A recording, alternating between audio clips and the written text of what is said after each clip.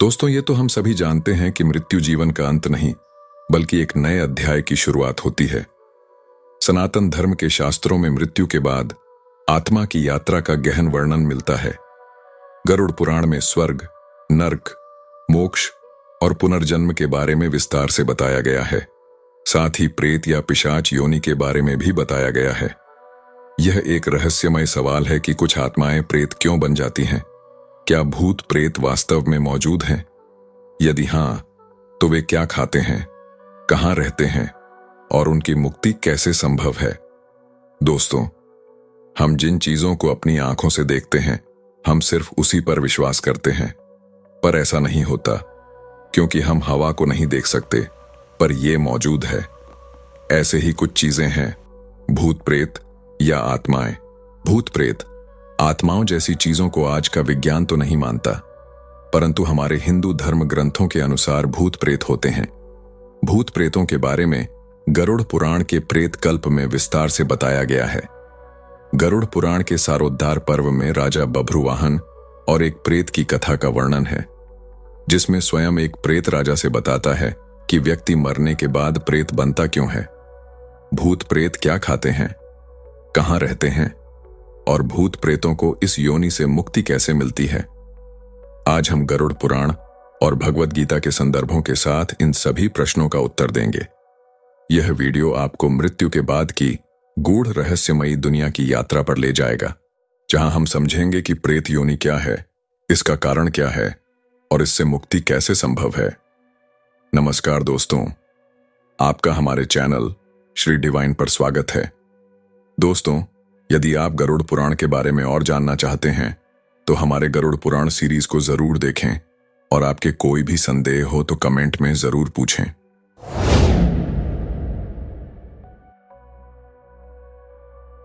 आइए सबसे पहले जानते हैं कि व्यक्ति मरने के बाद प्रेत क्यों बनता है। दोस्तों, जिस तरह से हमारी यह दुनिया है, ठीक उसी तरह भूत प्रेतों की भी अपनी दुनिया होती है। उस दुनिया में केवल भूत प्रेत ही रहते हैं। हर व्यक्ति इस बात को नहीं मानता, लेकिन जो लोग भूतों को देख लेते हैं या महसूस कर लेते हैं, उन्हें इनके होने पर विश्वास हो जाता है। गरुड़ पुराण में बताया गया है कि आत्मा को अपने कर्मों के अनुसार मृत्यु के बाद अलग अलग योनियों में जाना पड़ता है, परंतु कुछ आत्माएं प्रेत योनि में फंस जाती हैं। आखिर ऐसा क्यों होता है? इसके बहुत सारे कारण बताए गए हैं। गरुड़ पुराण में कहा गया है कि काम क्रोध वशम प्राप्ता ये च मोह समन्विता ते प्रेतत्व मवापनोति नरकेशु पतंति च।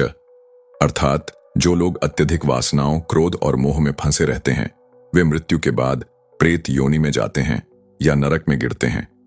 प्रेत योनि में जाने का एक कारण है अधूरी इच्छाएं और मोह। यदि कोई व्यक्ति मृत्यु से पहले किसी गहरी इच्छा, अधूरे कार्य या अत्यधिक मोह में बंधा रहता है, तो उसकी आत्मा अपने लोक को छोड़ नहीं पाती।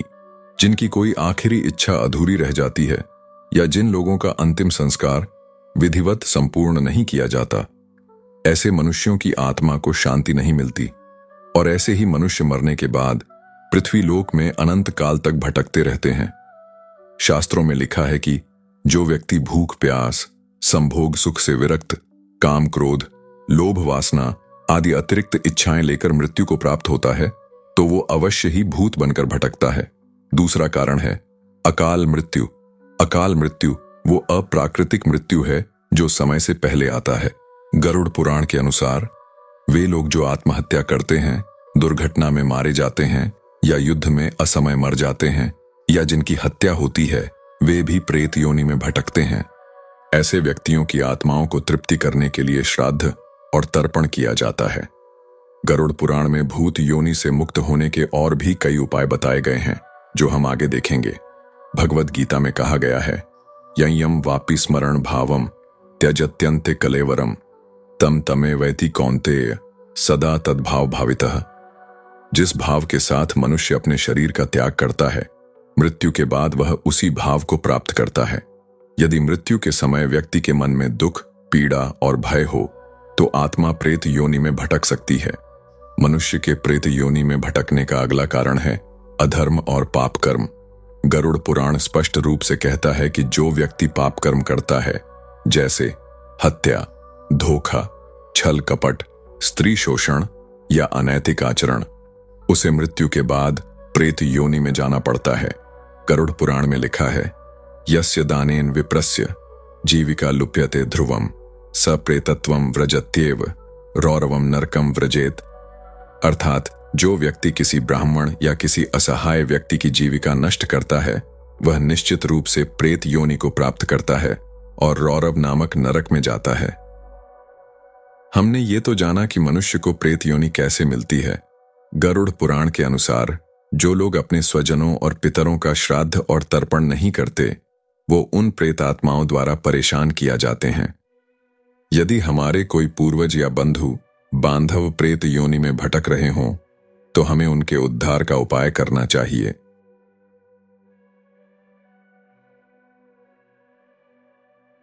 आइए जानते हैं कि भूत प्रेत क्या खाते हैं। दोस्तों, भूतों को खाने की इच्छा अधिक होती है और उन्हें प्यास भी अधिक लगती है, लेकिन तृप्ति कभी भी नहीं मिल पाती। भूत प्रेत क्या खाते हैं, इसे जानने से पहले आइए जानते हैं कि वो कहाँ रहते हैं और क्या करते हैं। भूत प्रेत बहुत दुखी और चिड़चिड़ा होते हैं और कई प्रेत हर समय इस बात की खोज करते रहते हैं कि उन्हें मुक्ति देने वाला कोई मिल जाए। ये कभी अपवित्र घर में तो कभी जंगल में भटकते रहते हैं।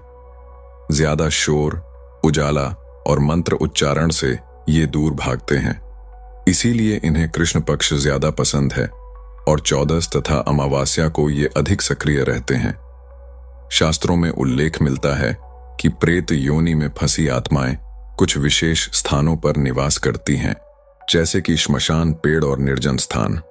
गरुड़ पुराण के अनुसार अधिकतर भूत प्रेत श्मशान, पुराने पेड़, निर्जन स्थानों और उजड़े मकानों में निवास करते हैं। गरुड़ पुराण के प्रेत खंड में वर्णित है कि अश्मसाने च वने चैव तमो भूमिषु संस्थिता प्रेतयोनि न जीवंती सत्संगति वर्जिता। श्मशान और अंधकारमय स्थानों में रहने वाले प्रेत सत्संगति से दूर रहते हैं और नकारात्मक ऊर्जा से पोषित होते हैं। अर्थात जिस घर में नकारात्मक ऊर्जा होती है वहां भी भूत प्रेत वास करते हैं। इसीलिए अपने घर में हमें पूजा पाठ या मंत्र जाप अवश्य करनी चाहिए। कुछ प्रेत अपने परिवार के आसपास रहते हैं, विशेष रूप से वे जिनका उचित श्राद्ध कर्म नहीं हुआ होता।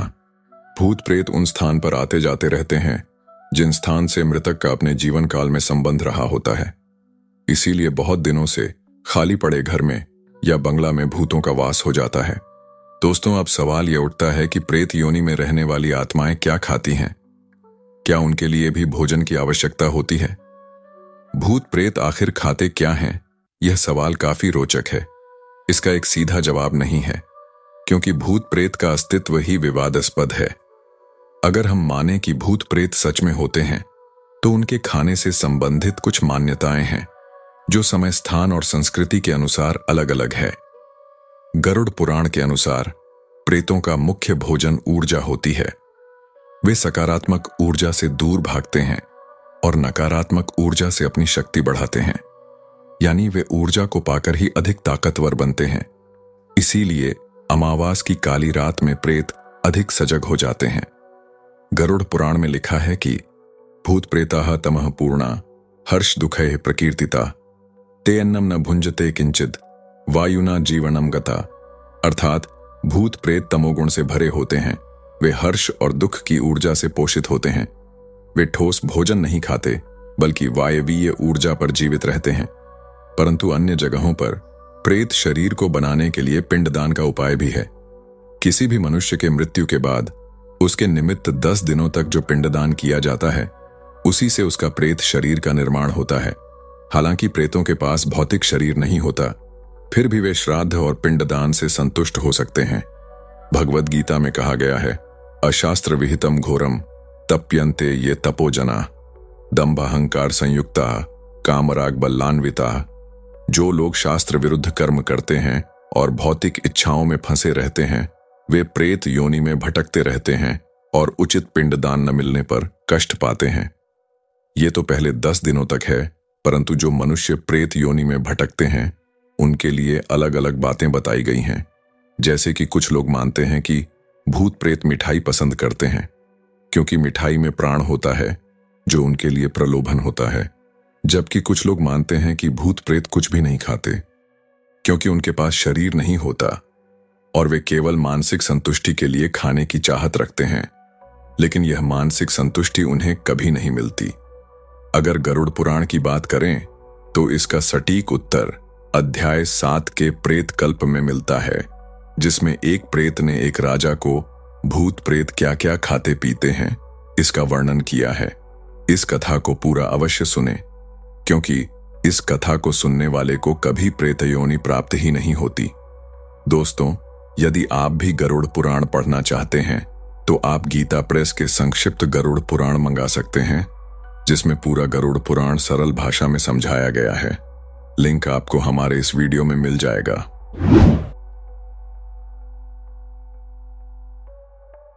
दोस्तों, अब गरुड़ पुराण में लिखित त्रेता युग की उस कथा को जानते हैं, जिसमें एक प्रेत ने एक राजा को प्रेत योनि से जुड़े आश्चर्यजनक तथ्य बताए हैं, जिसे जानने के बाद आपको भी अपने प्रश्नों के सारे उत्तर मिल जाएंगे। उसके बाद हम जानेंगे कि ऐसे कौन से कर्म हैं जिनसे मनुष्य को प्रेत योनि नहीं मिलती, या कैसे किसी को प्रेत योनि से मुक्ति दिला सकते हैं। दोस्तों, एक बार पक्षीराज गरुड़ ने भगवान विष्णु से पूछा कि हे प्रभु, किन कर्मों के कारण मनुष्य मृत्यु के बाद प्रेत योनि को प्राप्त होता है? प्रेत योनि में उसे क्या क्या कष्ट मिलते हैं और प्रेत योनि में वह क्या खाता पीता है? कृपया कर विस्तार से बताएं। इसके उत्तर में भगवान विष्णु ने गरुड़ से कहा, तुम्हारे प्रश्न के उत्तर में मैं तुम्हें त्रेता युग के महाबलशाली और धर्मपरायण राजा बभ्रुवाहन के विषय में बताता हूं। राजा बभ्रुवाहन धर्म कर्म में विश्वास रखने वाला प्रजापालक राजा था। एक बार वह शिकार पर गया और शिकार करते करते घनघोर वन में वह भटक गया। बहुत भटकने के बाद जंगल के बीच में उसे एक तालाब दिखाई दिया। राजा थकान और भूख प्यास से बहुत व्याकुल था। उसने जलाशय में पानी पीकर स्नान किया और एक पेड़ के नीचे आराम करने लगा। तभी एक भयानक प्रेत उसके सामने आया और बड़ी विनम्रता से कहा, हे धार्मिक व्यक्ति, आप कौन हैं? आपके संपर्क में आने से मेरा प्रेत भाव छूट गया है। मुझे अपने दर्द से आराम मिल रहा है। तब राजा ने बताया कि वह राजा बभ्रुवाहन है और उसने प्रेत से पूछा, तुम कौन हो और किन कर्मों के कारण तुम्हें यह प्रेतत्व प्राप्त हुआ है? यहां इतने डरावने घनघोर वन में क्यों हो तथा किस विधि से तुम्हें इस योनि से मुक्ति प्राप्त होगी? तब प्रेत बोला, हे राजा, जिन मृतकों का अंतिम संस्कार, श्राद्ध, तर्पण, दशगात्र विधान जैसे कर्मकांड नहीं होता तथा जो लोग अकाल मृत्यु और पाप कर्मों से मर जाते हैं, वे सब प्रेत रूप में यहां निवास करते हैं और इस अवस्था में हमेशा भटकते रहते हैं। हे राजन, हम प्रेत किसी भी भौतिक वस्तु को ग्रहण कर तृप्ति नहीं हो पाते। इस वन में सुंदर फल विद्यमान है, फिर भी मैं भूख प्यास से पीड़ित हूं, क्योंकि मुझे जल और फल किसी की भी प्राप्ति नहीं हो पाती है। राजा, अब मैं आपको अपने पूर्व जन्म के बारे में बताता हूं। मृत्यु से पूर्व मैं विदिशा नामक नगर में रहता था। मैं वैश्य जाति में उत्पन्न हुआ था। उस जन्म में मेरा नाम सुदेव था। मैं खूब दान करता था, देवताओं पितरों को नियम से पूजन तर्पण आदि किया करता था, जिससे वे संतुष्ट रहते थे। किंतु मेरी कोई संतान न होने से मेरे सभी पुण्य कार्य निष्फल हो गए। मेरा कोई मित्र बंधु बांधव नहीं था, इसलिए किसी ने मेरा अंतिम संस्कार नहीं किया। इस कारण मुझे प्रेत योनि की प्राप्ति हो गई और मैं अनंत काल से इसी योनि में भटक रहा हूं। मुझे भूख और प्यास तो लगती है, लेकिन मैं तृप्त नहीं हो पाता। हमेशा भूख शांत करने के लिए इधर उधर भटकता रहता हूं। अब मैं आपको एक मणि दे रहा हूं। उससे प्राप्त धन से उत्तम ब्राह्मण को आमंत्रित करके विधि विधान से मेरे निमित्त क्रिया का अनुष्ठान करके मुझे प्रेत योनि से मुक्ति दिलाए। इतने में राजा को ढूंढते हुए सैनिक भी आ गए और राजा वापस आकर प्रेत के बताए अनुसार प्रेत के नाम से अंतिम संस्कार और अन्य क्रिया संपन्न की। साथ ही प्रेत योनि से मुक्ति दिलाने वाला नारायण बलि भी किया। सारे संस्कार पूरा होते ही वह प्रेत तत्काल स्वर्ण के समान देह वाला हो गया। उसने राजा के सामने उपस्थित होकर उसे प्रणाम किया। उसने राजा बभ्रुवाहन की दयाशीलता की प्रशंसा करते हुए उनके प्रति कृतज्ञता व्यक्त की और उसके बाद वह अपने पुण्य कर्मों के फल स्वरूप तत्काल स्वर्ग चला गया। दोस्तों, इस कथा से एक यह बात भी पता चलती है कि मृत व्यक्ति के निमित्त उसके परिवार वाले ही नहीं, बल्कि अन्य कोई भी अंतिम संस्कार की क्रिया को संपन्न कर सकता है।